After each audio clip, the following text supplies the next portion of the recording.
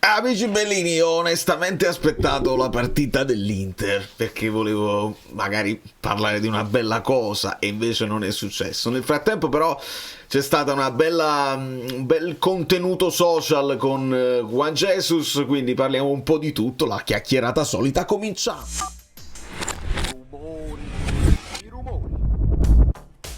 Chissà se sono riuscito a fare una copertina sfiziosa, mischiando l'idea di Piccoli, l'attaccante che insomma aveva riaperto un attimo le speranze, e i grandi uomini che poi fanno la differenza. Benvenuto Banks89, a tutti i nuovi iscritti, grazie sempre per il vostro supporto. Signori, lasciate il like, sapete perché? Perché Juan Jesus lo ha lasciato.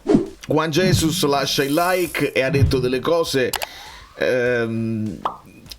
alcune toccanti proprio e altre di cui abbiamo parlato spesso, e quindi volevo farvi ascoltare due passaggi. Se avete un po' di tempo andatevela a recuperare integrale, un mio consiglio, perché veramente è un uomo di spessore diverso dagli altri, e quindi lo scherzo, parla di cose serie. Però nel gruppo ci stavamo un po' divertendo, tra l'altro sembrava un logo l'Inter l'ha subito, magari succede come col Parma, e la riflessione generale era quella: sì, loro pareggiano e noi pareggiamo oppure perdiamo con l'Empoli, perché sarebbe veramente da Napoli.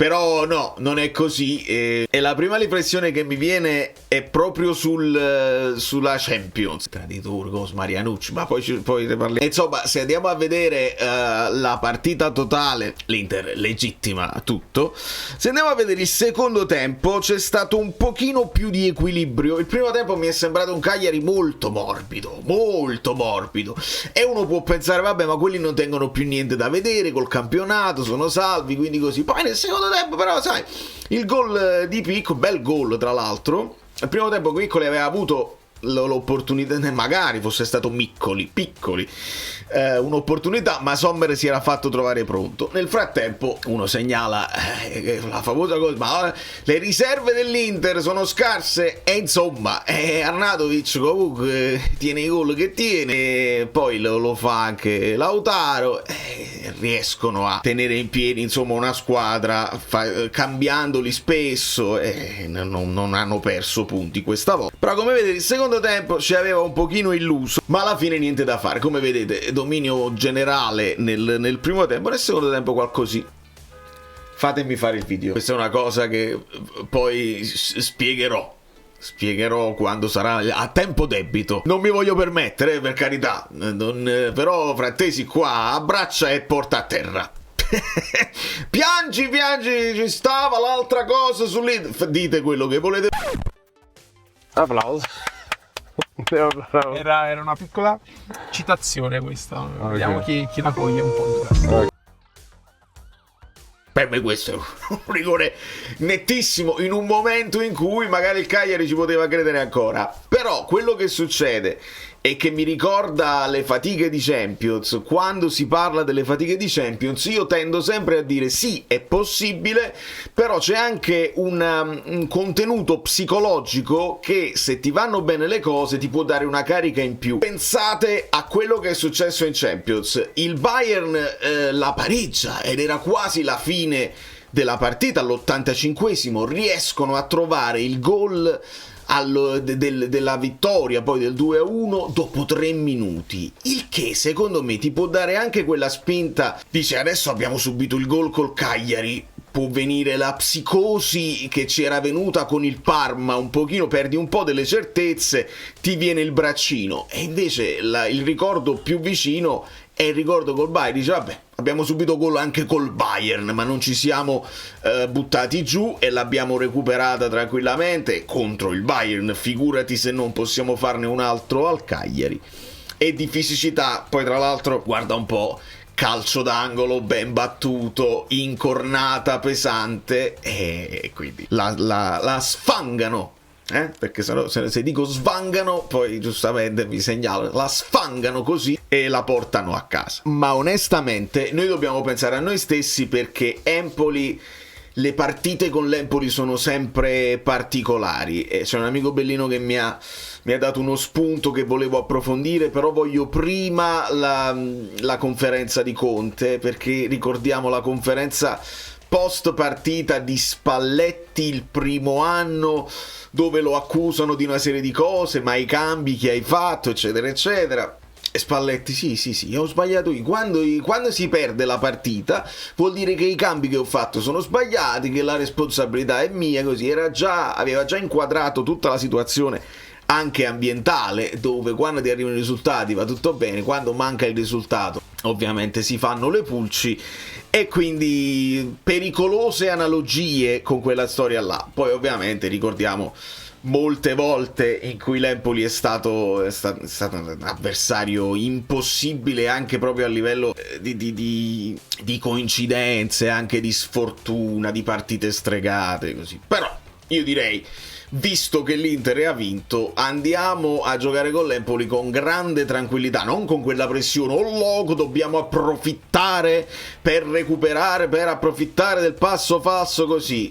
Non la vedo come pressione ulteriore il fatto che l'Inter abbia vinto, la vedo come una partita normale che tu devi giocare contro una squadra più scarsa che devi battere.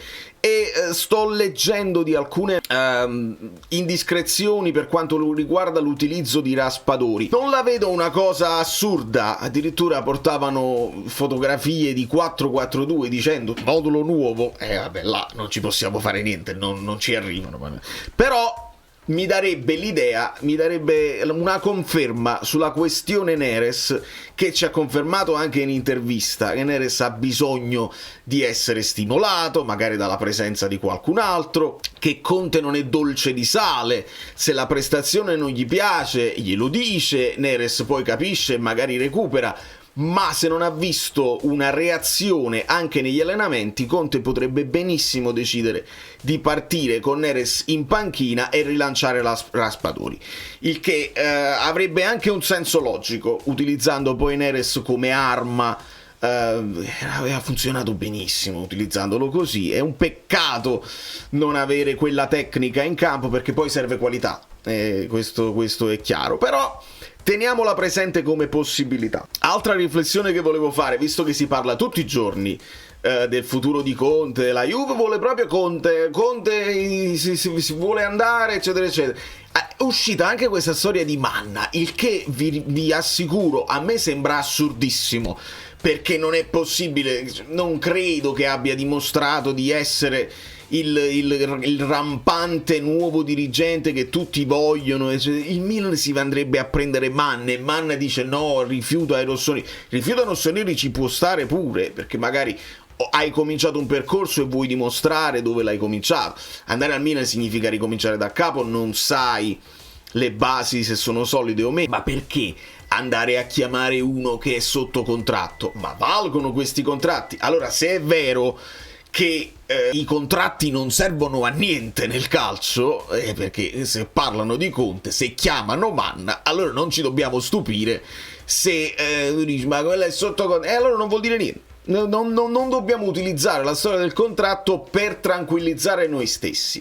E per quanto riguarda Conte, facevo una riflessione con gli amici del gruppo, mi dà l'impressione che se Conte vincesse quest'anno, allora io sarei un pochino più preoccupato. Dice vinco e vado, non sarebbe la prima volta, potrebbe aver paura di non poter fare meglio di così, e quindi lo vedremo, secondo me, se Conte ha veramente voglia di andarsene, con un impegno ancora ulteriore. Lo vedremo ancora più tosto nelle conferenze, lo vedremo ancora più sul pezzo durante le partite, lo vedremo urlare con grande grinta, ringhiare su tutti i palloni. Quindi è positiva, anche se lui veramente volesse andarsene, la possiamo prendere come cosa positiva per questo finale di stagione. Se invece abbiamo una sensazione di un Conte che ha mollato e che dice io ho fatto il mio più di questo, e abbiamo la sensazione che vabbè, il passo più lungo della gamba, il cuore oltre l'ostacolo non lo butto, allora lì io aumento le percentuali di un Conte che può rimanere, che può a quel punto migliorare se stesso. Non lo so se vi sconfinfera questa ipotesi, che poi migliorare se stesso dopo aver vinto il campionato, che fai? Devi lottare per la Champions, e a quel punto ti serve una squadra dentro e fuori di giocatori che puoi cambiare in continuazione, una rosa ampissima, ed è difficile. Invece se tu arrivi secondo, terzo, è difficile, ma se arrivi secondo ce l'hai quello stimolo, dice quest'anno arriviamo primi, quest'anno e quindi riesci a sfruttare ancora di più il Conte pensiero su un gruppo che può poi provare a migliorare l'anno successivo. Vedetela così, senza pigliarvi collera quando lencano Conte ad altre squadre. Io su Man ci credo veramente pochissimo, non mi sembra proprio. Sono uscite le nuove date, eccetera eccetera, del ritiro, la conferenza domani la ascolteremo, il Napoli primavera ha perso. E nel finalissimo volevo farvi ascoltare un paio di passaggi di Juan Jesus, e questo veramente va per la mia community, quella che so che è una community di un altro livello rispetto a quelli che si divertono a insultarlo, e non mi sembra neanche il caso, perché ci dobbiamo di nuovo affidare a lui, quindi deve stare con la testa più serena possibile. Oggi il calcio comunque è cambiato, ma anche il nostro, nel senso, oggi corriamo molto di più, siamo più veloci, siamo più potenti, tipo la qualità tecnica oggi a volte passa a secondo piano a volte, e a me mi dispiace per questo, perché oggi è tutto corsa, potenza, chi è più forte, più potente, e quando esci dei calciatori, faccio l'esempio di Quara, che fa una differenza, che tipo ma questo da dove è uscito, che fa delle cose che non è quello che va il calcio oggi, tu guardi meglio, perché oggi è tanto equilibrato, tutte le squadre. L'impatto che ha avuto Kvara anche sui compagni non mi sembra da sottovalutare, e la consapevolezza che il calcio sta andando in una direzione di fisicità, nel senso è meno tecnica, c'è meno qualità, signori, c'è meno qualità in campo. Io oggi su X ho postato le punizioni di Maradona, è qualcosa di... ma dove le vediamo più? Adesso vediamo 2 punizioni di Rice, bellissime, e fanno il giro del mondo come se avesse fatto delle cose non possibili sulla faccia della terra, e andatevi a vedere cosa si faceva con dei palloni che non erano questi qua, con delle scarpe che non erano queste qua, e Diego, vabbè, senza toccare Diego, ce n'erano altri che ci facevano brillare gli occhi, ma il punto fondamentale di Juan è questo. Ci sono tante critiche che oggi purtroppo ognuno può parlare di calcio e non funziona così, perché se tu fai, nel senso, se tu fai il cuoco, io non ti posso dire fai questa pasta meglio, perché io non lo so, perché io non faccio il cuoco. Però se tu vuoi parlare di calcio, il minimo deve capire che comunque siamo esseri umani, abbiamo le problematiche, le nostre difficoltà come hanno tutti. Magari uno vive una nata male perché tu non sai cosa sta succedendo a casa, perché magari tipo uno c'è un problema con la moglie, uno c'è un problema col padre, con la famiglia. Questo causa uno stress che non ti fa stare concentrato, nonostante sia il nostro lavoro. Comunque siamo esseri umani. Io non, magari a volte uno non può essere concentrato perché c'è dei problemi, magari c'è il figlio malato a casa, comunque siamo genitori, magari c'è la sorella, abbiamo gli stessi problemi. Le preoccupazioni e le problematiche che hanno tutti, quindi non è che siamo dei robot, perché è questo che la gente deve capire, perché oggi parlano tutti, parlano i ragazzi di 15 anni, quello di 20, quello di 30, quello che non ha mai giocato a calcio, parlano perché oggi vogliono o avere i like, visualizzazione, tutto questo, perché oggi purtroppo la tecnologia ha cambiato tanto anche la comunicazione. Tu fai comunicazione, sa? Sipario, signori, sipario. Vi consiglio veramente di recuperarvela integrale, perché non dice cose banali ed è molto interessante, e si avverte come sia una figura importante e rispettata per un motivo nello spogliatoio. Poi sarà un giocatore che più aumentano gli anni, più passano gli anni, i suoi limiti li avrà sempre, non ha quella precisione sull'uomo che può avere Buongiorno, che poteva avere Kim, però è stato trattato male, come vengono trattati male tutti i giocatori a turno, perché io ve lo dissi e lo ribadisco, adesso va via Kvara, tempo 2 o 3 partite ve la prenderete con Neres, e sta accadendo.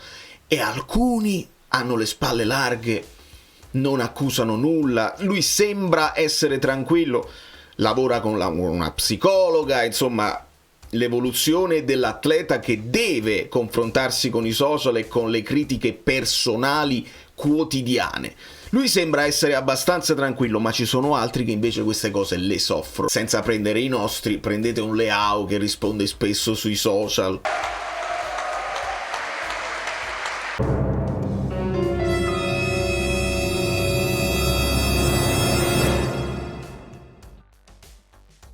E poi devono fare doppia fatica per uscire da situazioni così. Quello che vi ho sempre, il non essere robot, l'essere esseri umani.